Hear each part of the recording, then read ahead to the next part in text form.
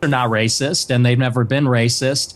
I'll tell you about my parents. They used to have a school in Chicago in the South Loop where they instructed people on how to shoot firearms. It was a security school, and most of the clients were black. And I believe actually one of their clients was Larry Hoover's son at one point, sort of a funny story. And so most of their clients would come in from the South side of Chicago. My grandmother, she grew up in the projects in the city. And so my family being in Chicago, being ethnics, being Italian, Irish, Mexican, and the West Side on Taylor Street, all over the city. My family for many generations have lived near and around black people. And look, my views about black people and their views about black people are shaped with experiences with black people. And what they will tell you, what my parents would say if they were here, is that for many, many years, the older generations of black people were very respectful, very humble, very decent. In fact, my grandma used to have an anecdote. She grew up in a lot of dysfunction. Her mother was mentally ill, and they would be having dinner in the projects, and there'd be so much chaos and dysfunction and disagreement and fighting. And she would look across the way out the window at a black family in the other apartment, and they'd be holding hands around the table saying grace. And this is sort of the culture that used to prevail.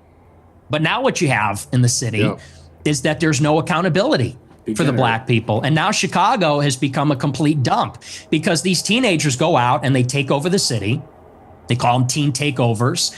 That's the euphemism for it. They're teenagers, but they all come from the same neighborhood. They drive up there and they mug people and attack people and they destroy cars and destroy shops. We had the Festival of Lights a couple of weeks ago. It's supposed to be a family event.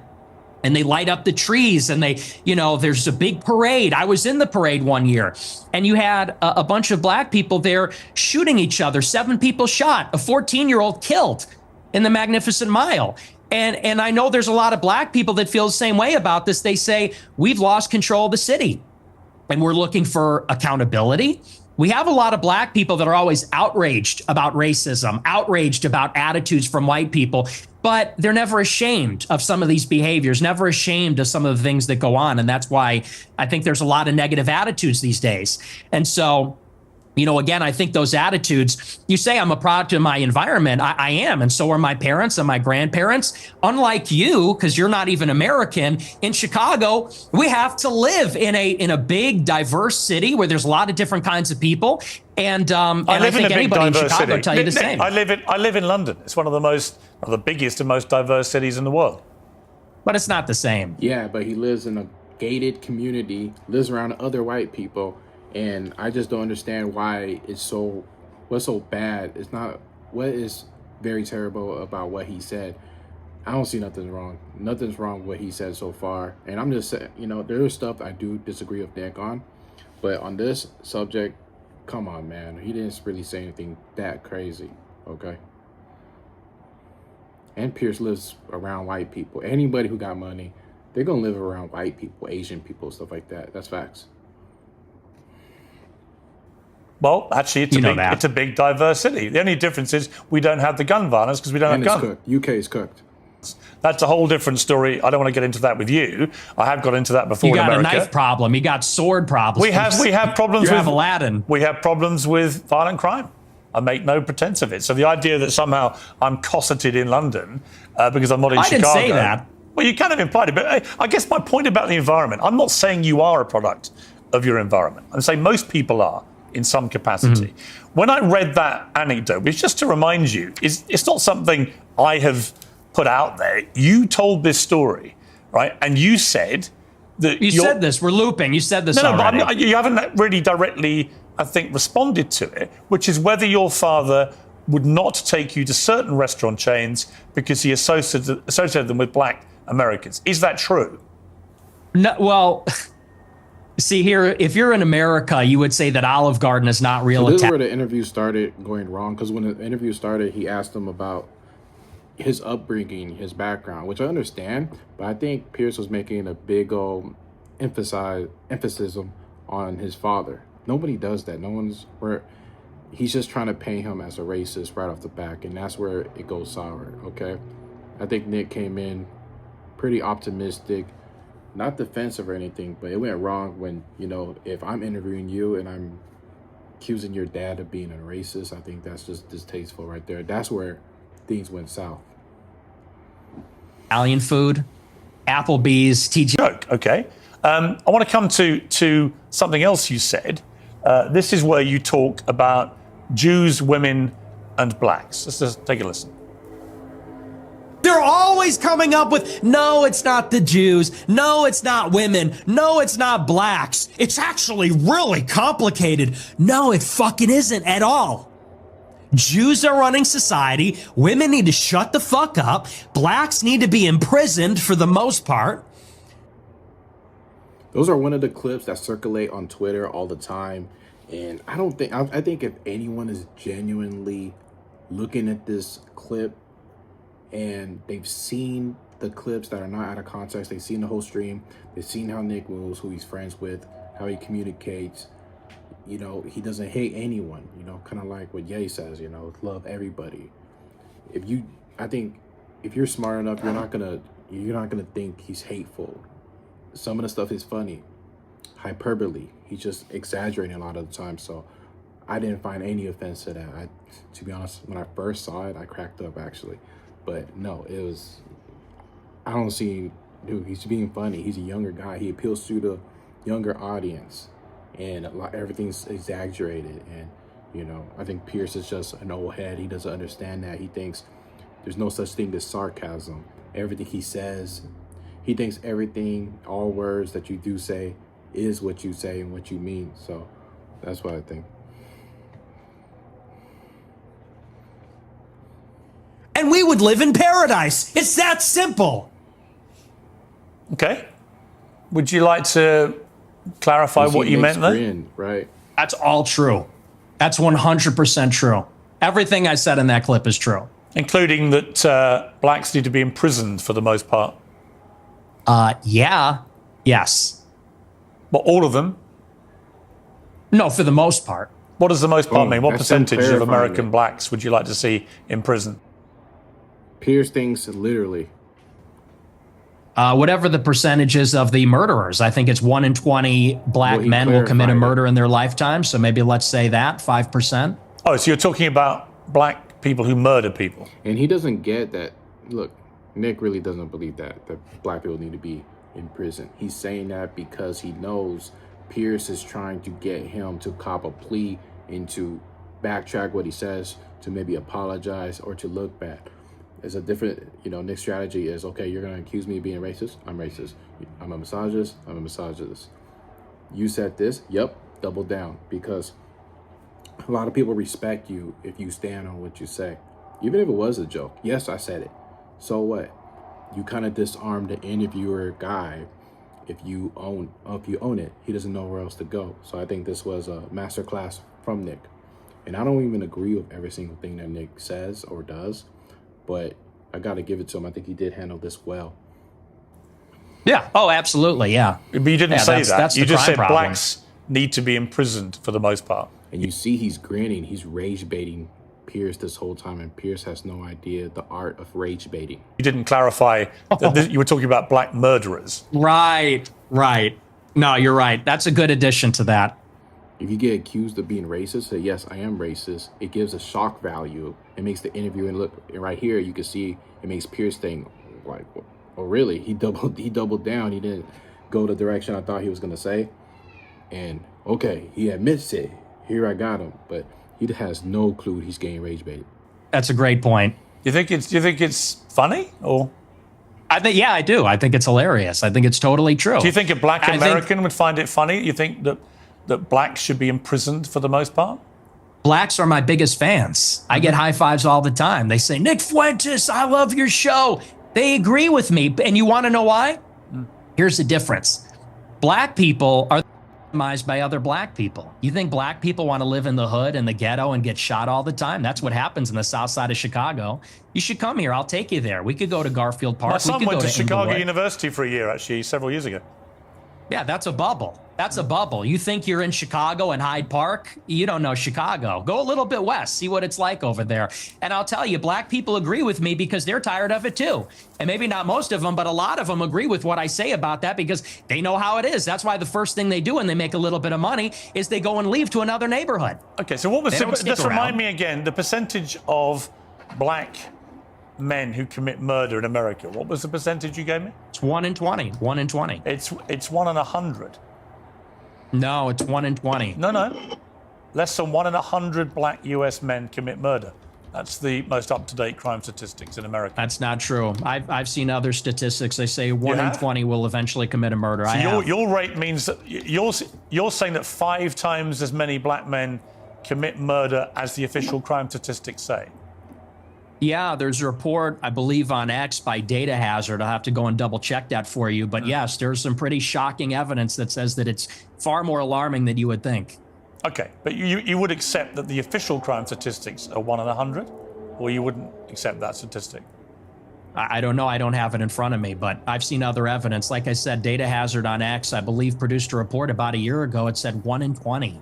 But, I mean, whether it's 1 in 20 or 1 in... Look, if it says black people are more significantly higher rates than other groups, they make about 13% of the population. I know that people get really mad at this statistic, but I'm not the type of person that gets triggered. Lifetime studies estimate portion black man 1 in 4. It says right there, right off Google. Right off Google. It's the first thing I know, even if you don't believe it. Let's go to the NAACP. You know they're biased. You know black people can't do no wrong in their eyes. 100. You know, you look at in Chicago, in New York, these neighborhoods are so stratified. People would rather pay a high tax rate. They'd rather pay a much higher property value to live in a less diverse, less black neighborhood because they don't want to live around the violence. And I think that when you look at even on the public transit, the subway, the blue line, you know, people don't want to go there because they know who occupies and menaces the public transit. It is these people like Daniel Penny had to deal with. It's people like Irina Zarutska had to deal with. And that's just the uncomfortable reality. You've also said you don't want to live near black people. Let's take a listen to this clip. I'm a new generation of white person. I'm not living around blacks. Sorry. You know, I want white kids, and I don't want my white kids bringing home black people to marry. It's racial for me. And call me racist. Oh, very Christian of you. I don't give a fuck. I mean, it couldn't be clearer, really. You see Nick nodding his head. And honestly, I mean, no feelings aside, let's say that we don't know Nick, we don't know Piers, we don't know any context whatsoever. This is something that we hear people say all the time. Grandparents, your friends, everybody, you know, white people say this. Black people, I hear it from black people more than anybody. What is wrong with that? If you want your grandchildren to look like you don't want to live around a certain race. We're all very tribal. It happens all the time. Everywhere you go, if you're new to an area, you kind of gravitate towards people who look like you. I don't really see anything wrong with what he said, you know. Objectively, you know, being open-minded, optimistic, and looking this from just observing from the outside in. This is not, if I met someone like Nick and he actually told me this, I have no problem with it. I don't see no problem with it at all. So I don't know what's the big backlash of every time he says this. It is what it is. As long as he still treats me with respect, we can have a good conversation. We can laugh, we can joke, we can make fun of each other, make racist jokes towards each other. I don't see no problem with it at all. That's what you like, bro. That's what you want. It is what it is. We can still hang out and whatever the case may be. And to be honest with you, I've gone along with a lot of people like this as well. It's no hard feelings. I was in the military. I was in the Marines. I met a ton of people like this, you know, that just want to be around their own race. But a lot of drinking buddies are some of the best Marines I've actually served with were actually people who actually talk like this with me. It is what it is. I don't think there's no hate in nobody's heart. I know there are those who probably are, but I don't see nothing wrong with what he said. Unless you want to say that's another of your jokes, but you're basically saying, yeah, I'm a racist, aren't you? Yeah, I'm fine with that. You're fine with saying you're a racist? Totally. I think everybody's racist. I think everybody, if we're being honest, is racist. I think everybody, the only people that aren't racist or pretend not to be are white people to their detriment. Everybody else is racist. But earlier in the interview, you went really got aggrieved at the idea that your father was a racist. You wanted to make emphatically sure my father's he's not. Because my father doesn't share my same views on that. So he's the exception to the everyone's a racist. It is what it is. Well, everybody's a little bit racist. You're right. So maybe everybody. The difference is you're attacking my father. You know, he could get fired from his job. I'm not attacking your father. You are. No, I'm not. I don't know your father. And to be clear, I have no knowledge about him at all. Well, then let's leave him out of it. Let's leave him out of it if you don't know. Hang on, Nick. You put that story into the public domain on your show. I'm simply reminding you of what you told everybody, millions of people, about your father.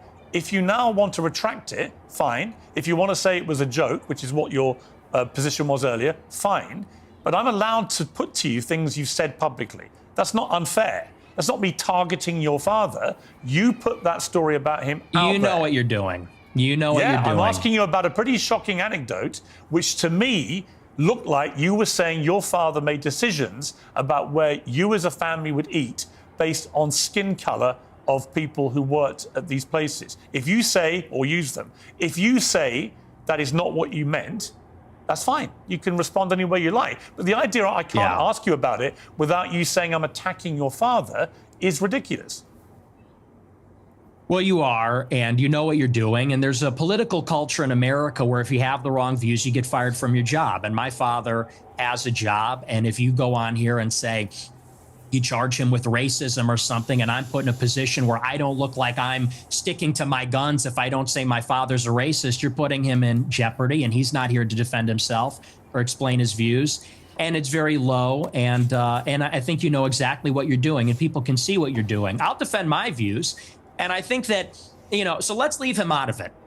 Let's just not talk about my father, because my father isn't here. And yet, when I point out to you that there are many parts of crime in America where actually there's a majority of white people that perpetrate them, you don't care. You don't have any interest in that. It doesn't exercise your mind. Maybe because you don't. See, no one's maybe buying you don't this. have This kids. argument lost. No one is buying this. Everybody understands per capita, and people can even see what you race ahead and say, and I don't want to live anywhere near it. And I do. I want to live in a white neighborhood. I think that that's extremely desirable, and I think even Nick, black people do. Nick, you're perfectly entitled to that view. But when you have obviously prefaced all this by saying, I am a racist, unashamedly, then people will assume that all your thought processes about all of these issues are driven by an aversion to people based on their skin color, which is the purest personification of racism.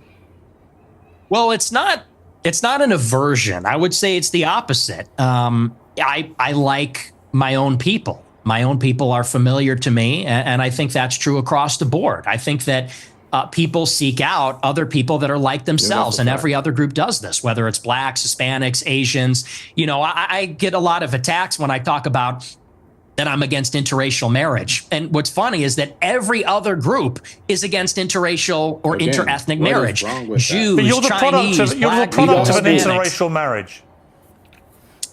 Yeah, I mean, that's debatable. Not Let's really. say for the sake of argument, sure. No, you're the product of an interracial marriage, and your father is part Mexican.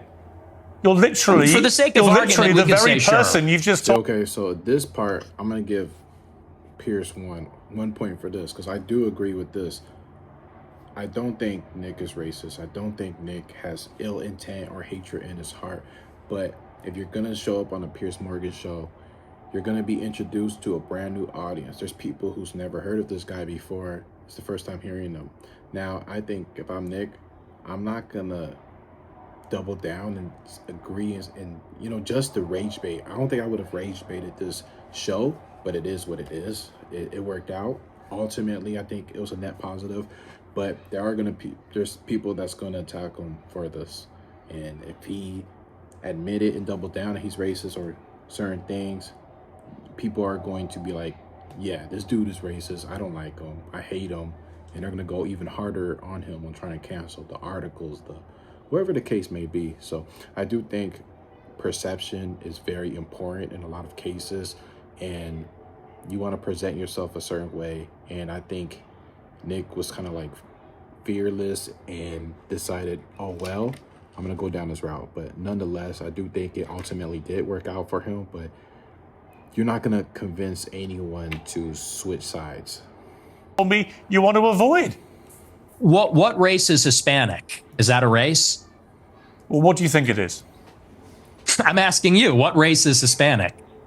Hispanic, of course it's a race. It's called Hispanic. It's a mix between two races. It's a mix between indigenous Americans It's not and white, Europeans. though, is it? It's not white. Well, you're apparently you're more of a racial purist than me. You got like Not a one really. drop You just rule keep thing saying you going. only want to live in Kind a of. white neighborhood, but you're literally from a mixed race background yourself. You've literally and I got live in Mexican blood. I know, and I live in a non-white neighborhood too. I'm trying to get out of here though, but I'm trying to get out. But here's the thing. Do you have any non-white friends? Genuine question. Most of my friends are non-white. Most of my friends are not, and non-white people love my show. How many are black? The honesty. How many of your friends are black? Many of them, like at least a dozen. Wow. Ye being one who you know, Sneeko being another who you also know. Yeah. And so how do they feel when you say you just want to be away from any black people, walk away from them? Well, you know what Ye told me? I'll tell you verbatim what he said. He said, so you use the N-word. I said, yeah. He goes, well, when niggas are being niggas. I said, so true. That's so true. So they feel like they're in complete agreement with me. What does that mean? It means that even black people know how black people can behave. Even black people understand it. And they know that it doesn't come from a place of, and you use the word aversion. That's the first thing I'll actually dispute. Okay. It's not an aversion on the basis of skin color, because that would seem to suggest it's like a stubborn, irrational bigotry. I don't consider myself a bigot. I consider myself a racial realist. I'm realistic about how the races are, and I speak provocatively about it. And I speak provocatively about our tribalistic instincts and tendencies as human beings. And I'm not a liberal ideologue that says that over time and with enough education, we're all going to see this great brotherhood where we're colorblind and everybody's the same. You know, I don't think that's ever going away. I think that race is real. It's not just skin deep. It matters to us and it matters to each other. And black people know that, and Hispanics know that, and Asians know that, and people like me that have partial Mexican ancestry, we know that too. And I think on that basis, we can have mutual respect and understanding, not aversion based on skin color. The reason I use the word aversion is you literally said that you should walk the other way if you see black people. That is an aversion to black people based on their skin color. No, that's called economy of information. That's economy of information. That's safety. And I said in the same monologue, if you watch it, it's like, I feel sorry. The problem is you clip the 10 seconds. I don't know if you watched the whole show, but in that monologue, I said, most black people are not violent or criminals. I said, and it's unfortunate that we're going to offend them when we turn and walk the other way. I said, but the problem is we don't know. We can't tell. And someone like Irina Zarutska, she sat down in front of a black man with her headphones in and wasn't paying attention because she was being a good liberal and said, I'm not uncomfortable by this. I'm progressive. Then she got stabbed in the neck. And I said, it's unfortunate that you would have to sit behind the black man to be safe. And if he's not violent or schizophrenic, he might be offended by that. I said, but I would rather offend him. How many deranged white men have committed atrocious acts of murder in the last 10 years in America? Proportionally far fewer. They kind of know them in a way, and it doesn't come from a place of hatred. Do you have any Jewish friends? So what? I do. I have many, yes. So I think that's it for this video. I may do a second part when Nick digs into the Jewish stuff. So, yeah.